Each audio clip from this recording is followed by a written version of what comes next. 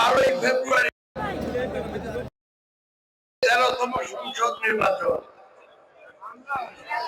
আমার দল মনে করে এই সংসদ নির্বাচন বাংলাদেশের স্বাধীনতার 52 বছরে অত্যন্ত গুরুত্বপূর্ণ নির্বাচন।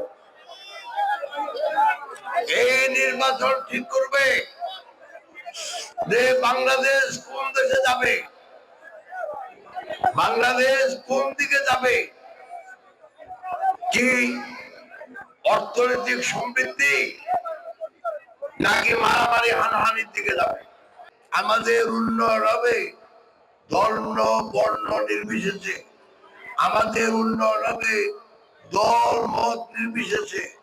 অর্থাৎ আমাদের সমাজকে আমরা একতাবদ্ধ করে আমরা বাংলাদেশের উন্নয়ন করব, বাংলাদেশের অর্থনৈতিক সমৃদ্ধি করব, সামাজিক সম্প্রীতি গড়ে তুলব।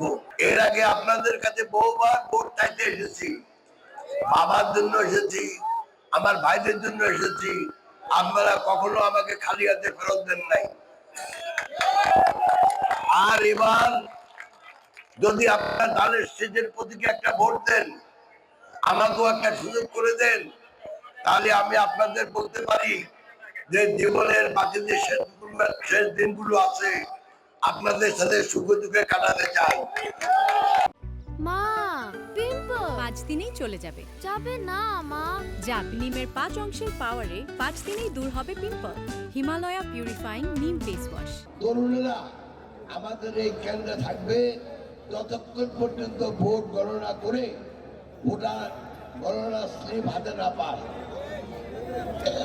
কারণ আমাদের যে প্রতিদ্বন্দ্বী পার্টি তারা কেউ যেন অপকৌশল করে আমাদের ভোটের অধিকার হরণ করতে না পারে। আমাদের নেত্রী বেগম খালেদা জিয়া